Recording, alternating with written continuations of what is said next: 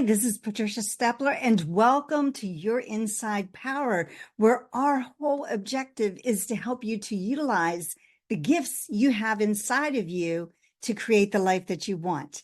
And today is no exception to that. And I've got some great things for you today about the 6 intellectual faculties that only human beings have. And that's what our topic is going to be about today, and how we can use those 6 faculties to build the life that we want and to get the results that we want. Now, I have a good question for you here, and something that you may need to hear a couple times to really get it to sink in. But if all action is the result of our thoughts or our thinking, does it stand to reason that our thoughts need to be organized? Now, again, if all results are a matter of our thoughts and thinking, which we know that it is, and we can prove that through various means, do we need to be organized in our thinking? And of course, the answer to that would be yes. And yet the average person thinks in random. They don't really take time to organize or to think. You know, we often spend more time planning a week vacation than we do planning our lives, because for some reason, we don't realize that we have that opportunity to plan the life that we choose. And we just think life just happens, and it doesn't. Sometimes it happens because we're not controlling it, but we have the ability to control the life that we have. But yet we spend all this time planning vacations, but yet very little time do we put into who we are, what do we really want, and what kind of life do we want? And if we spent time doing that, we could create exactly what we want and know that we want deep in our heart. We just don't think we can have it. So we attract only what we think about. Now, that can be positive or negative. You can attract negative things in your lives just as easily as you can attract positive things. And sometimes it's this intuitive factor that is in your thought patterns too. So we have to think, but then we also have to act. And sometimes people miss that acting part. Without action, you're not going to get a different result. And of course, that just makes sense. But we have to organize our thinking so that we do things in a structured way. And this is no different than building business. You know, if you're building a business, you need to have some structures, processes, systems in place if it's going to be able to really grow and scale. Otherwise, it's going to be sporadic, and you're going to have up and down, and it's not going to be consistent. And without those systems and structures in your business, it will falter. Well, the same thing happens with our thinking. Without the structure that we need, our thinking and our life starts to falter too. So problems come by not controlling our thinking. And this will also often happen when we tend to react to a situation instead of thinking and responding. So when we're reacting, we're just going with whatever's happening at the moment, and we're allowing our senses to take control instead of these 6 intellectual faculties, which will help us to respond to things in a way that we are in control instead of allowing the world to control us. So nature, if you look at nature, it's very orderly and very disciplined. There's a system and a structure to it. You know, you plant the seed will sprout, the seed's attracting everything it needs to it. It becomes, a plant of whatever. It grows in a systematic way, and so on and so forth. It's very structured. If nature is structured, then we need to be in that kind of control and discipline in our own lives. Now, sometimes discipline comes up with this negative connotation. Discipline is simply giving yourself a command or an order and following it. So telling yourself what you're going to do and then doing it. And that's what really discipline is.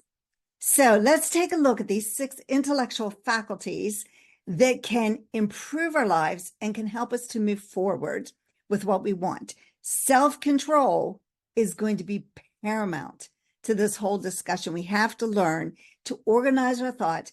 We have to direct our thoughts. We have to be constant in our thoughts and thinking towards what we want.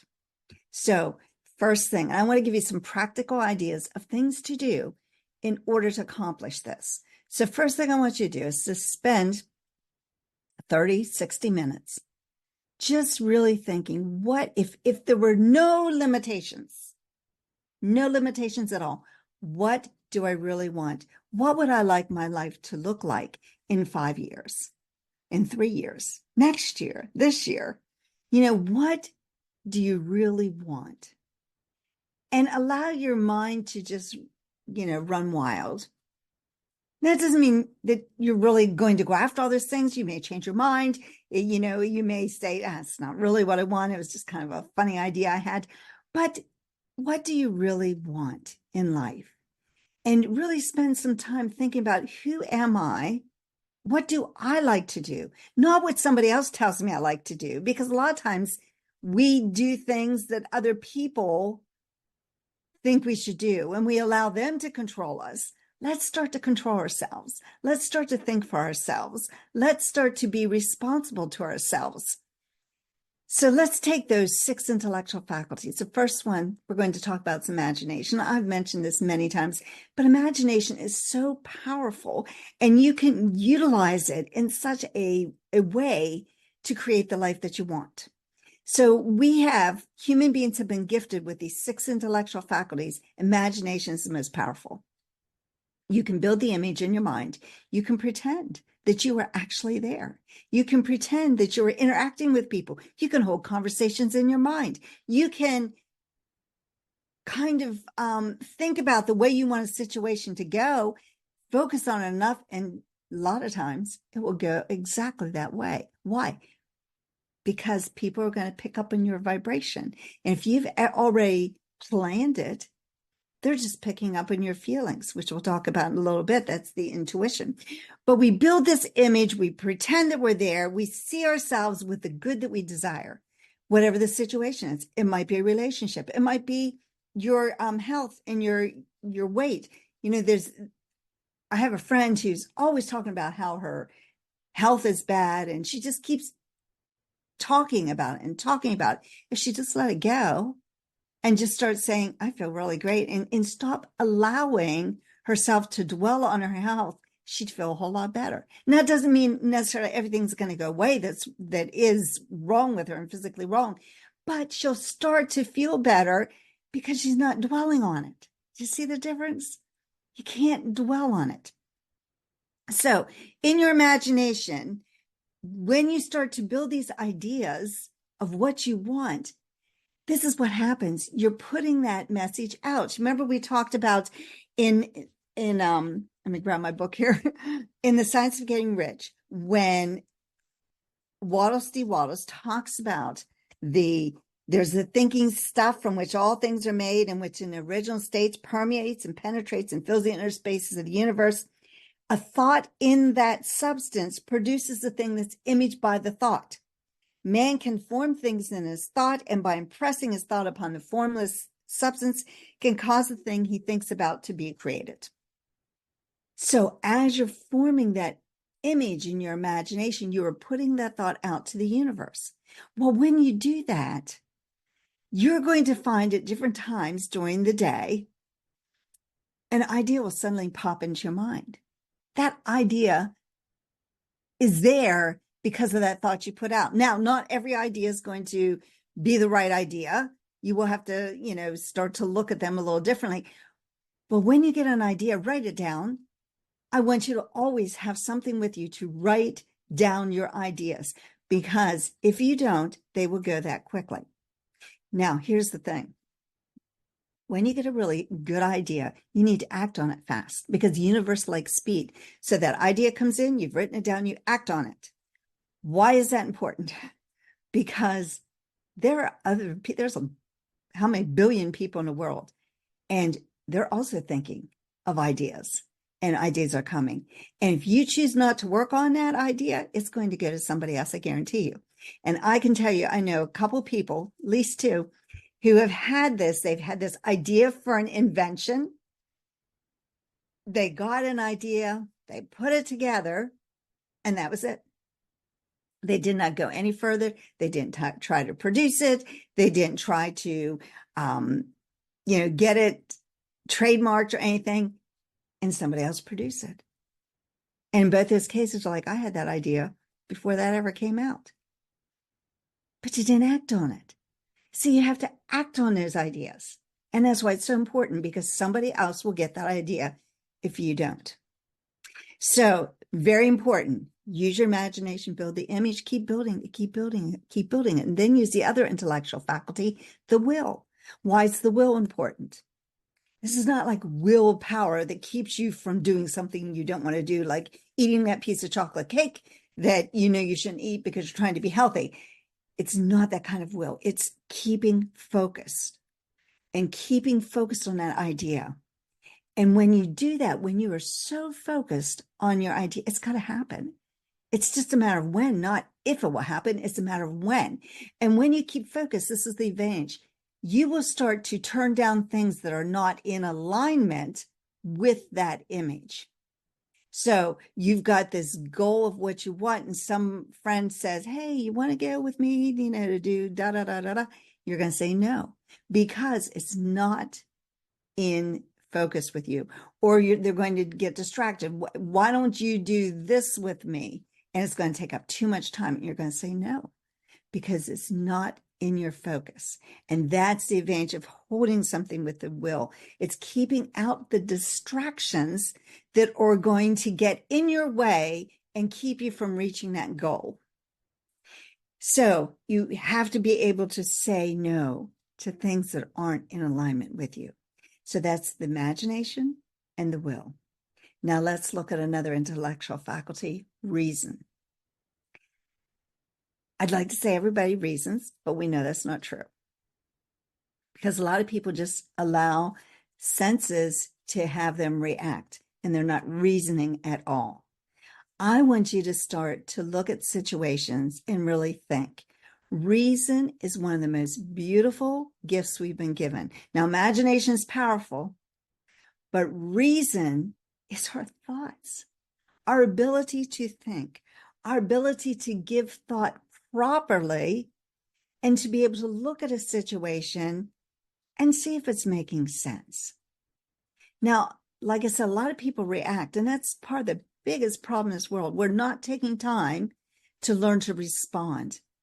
And I'm sure there's a lot of underlying reasons in that. I'm not going to get into all that today, but reasoning is being able to take yourself back from a situation, think about it, and then make a good response instead of just reacting. The violence you see, that's a reaction. That's not thinking. It's even some of the protesting. It's not thinking. It's a reaction to something. And when we start to give thought, then we can start to communicate. The biggest problem to communication with other people is the fact that we're not reasoning. We're not thinking. We're not using those skills that we've been so gifted with. And we're allowing them to not be part of our lives. And that's a travesty, really, in what we're doing. So this gives us thought, and great thought is needed to respond instead of react. So thinking and reasoning allows us to step outside of our box, our comfort zone. So often we are in that comfort zone, and we feel that everything is scary if we step outside. But when we reason a situation, we think something through, then we develop that courage to go ahead and get it. And, we look at that terror barrier, and I've talked about that before. If you look in some of the past episodes, the terror barrier is that fear that we feel, and it's totally natural. You get this idea, you want to do something different, and then you go into action, and all this fear comes inside your body, and it's real. Fear is real in that situation. And what you have to realize is when you reason, when you've thought about it and you reason, it doesn't mean the fear goes away. It means that you're willing to step outside the box, because you know You've thought it through. And you've got a plan. This helps you to organize and get a plan. And keep in mind, we become what we think about. Now, there's a story in a book called U Square. And in this book, U Squared is about this fly. Now, a fly doesn't have these abilities. And a fly doesn't have the ability to reason. And so this fly, and you've seen this, I know, is flying into the window because it's trying to get out. And it doesn't realize that that window's not going to change. And so it will just keep hitting the window and hitting the window. And eventually it's going to die on that windowsill.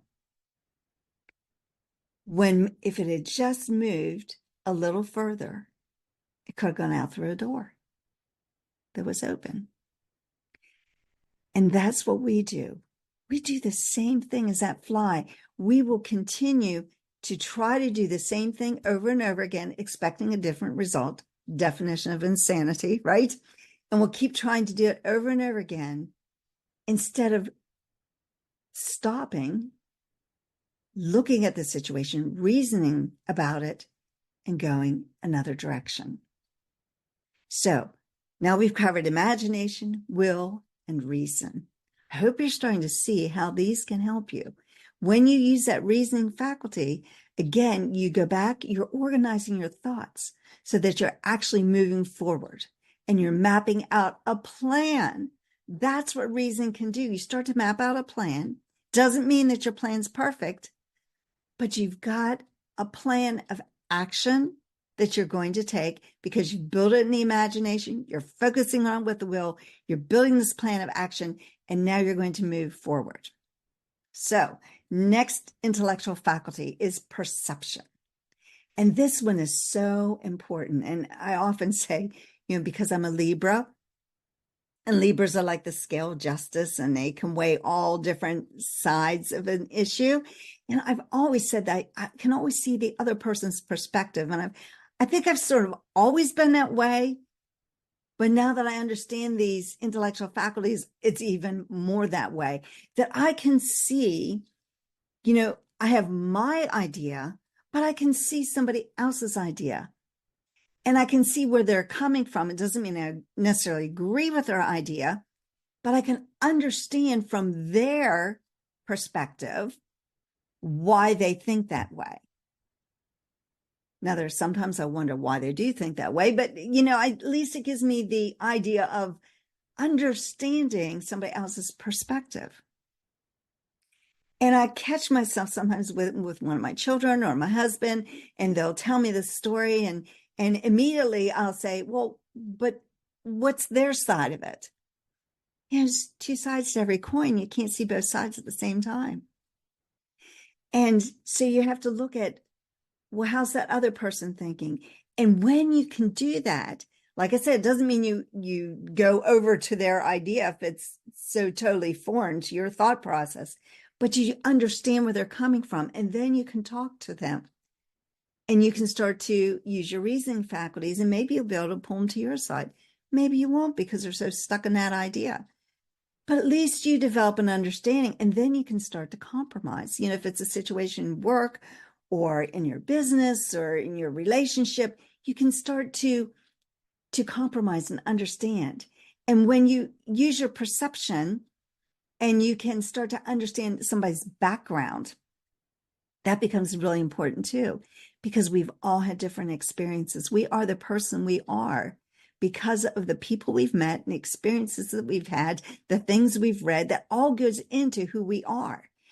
And so nobody else has the exact same background as you, even if it's your sibling. It's still different because you've met different people, you've read different books, and so we're all a little bit different. And because of that, we have different perspectives, and our perception of an idea is different. We can see the same incident happen and have two different interpretations. Why? Because we're coming from two different backgrounds. And, that's why, police reports, people may see opposite because of their perception. So when we learn how to shift and be able to see somebody else's perspective, it's like stepping into a different world. And sometimes we'll pick up different ideas that will actually help us build that better imagination, hold that will better, and reason better, because we've been able to be more perceptive. And it will build for stronger relationships when you can be more perceptive, because you're not going to react.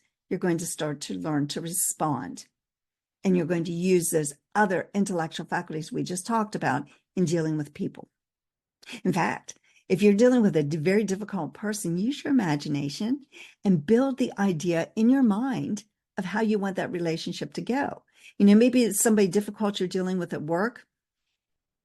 Build in your mind how you want that conversation to go, how you want them to treat you, how you want to interact with that person. And here's what happens. You automatically will start interacting with that person differently. And when you interact differently with them, they have to interact differently with you. It's just the way it works. Okay, so the next one we're going to talk about is intuition. And I love talking about intuition, because intuition is picking up on other people's vibrations. And a lot of times we're so busy and we're so focused on ourselves that we don't really think about other people a lot. Maybe you do, but that's what I see a lot in the people that I'm around, is that we're so into what we're doing, and sometimes we don't really take the time to pick up on other people's vibrations. You see, everything's moving at a very high rate of speed. Everything you see around you is moving very quickly, and so are you. And they prove this with photography, that they could see the vibrations that people are in, and they test all that. And here's the thing, when you're vibrating at a very high rate of speed, people are picking up on that vibration. You're sending it out and others are picking it up. So the intuition is you're picking up those ideas. They also say that, you can pray to God, but God prays to us through our intuition. And sometimes that intuition protects us. We can sense a danger around us and get ourselves out of it. And sometimes it's just really good to have, but we have to start paying attention to our intuition, because a lot of times we just ignore it. And when you start to really pay attention to your intuition, you start really to pay attention to other people, you'll pick up on, if they're not feeling well, or if you've said something that maybe offended them, you start to pick up on it. And you start to sense, even from what they say or their body language or what they do, you can pick up on their vibration. And you can start to learn a lot about people, and again, build better relationships when you use your intuition. And again, it's messaging. And I know I've told this story before, but you may not have heard it. My daughter was moving from Pennsylvania to Florida, and we were loading up a U-Haul truck. And for some reason, after the whole truck was loaded, I went to the door to walk down to our mailbox to get the mail. And as I reached our front door, I got this intuitive message to look at the tires. And I thought, why do I look at the tires? Well, when I went out, sure enough, one of the back tires, it was slashed, and it would never have made it from Pennsylvania to Florida without blowing. And my husband and my daughter granddaughter were going to be riding in that truck, and they could have had an accident. So I listened to my intuitive factor, even though my first reaction was, why would I look at the tires? I listened because that was a message coming to me. Now, had I seen something inadvertently and just didn't think about it? I don't know. Or was it a message from God? I don't know. I'm just saying I picked up on my intuition. It's very important. So the last thing I want to talk about, the last intellectual faculty, is memory. And a lot of people think they have poor memory. The average person's been told, oh, you don't have very good memory. We do. We are perfect. Our spiritual DNA is perfect. We are perfect inside of us, which is why, this is your inside power. It is perfect. And our memory is perfect, but sometimes we need to strengthen it. It's like a muscle. If you don't use it, if you don't try to strengthen it, It's not going to be as good as it could be, but it's still, the memory's perfect. And every memory you have is stored in your head. You just need to organize it and think about it and pull it out. So there is perfection within you, and the awareness of your perfection brings you much closer to your results. So start realizing the perfection inside of you. Develop a future memory. Think about what you want to happen. You've built your image, right? Lock it in with that memory and build that future memory. And you can go so much further in life. And then describe in detail what your future life is and commit to doing the actions that will make that memory for you. And that's basically, it all goes together. It's the thoughts, because we become what we think about, but those thoughts will drive us into the actions that we need to do in order to accomplish the goal that we want. So this is the kind of thing I help my clients with. I develop system and structures for them. If they're in business, we develop those processes together. If they're not in business and just creating, the life by design, I have a great course for that, where I take you so that you understand this without a doubt in your mind, how to create the life that you choose. I believe that we all have this beautiful vision of what we want. And my purpose as a coach is to bring that vision and give it to you in reality. It's just a matter of understanding the shifts that you need to do in order to accomplish the goal. So reach out to me. I've put my information in the show notes.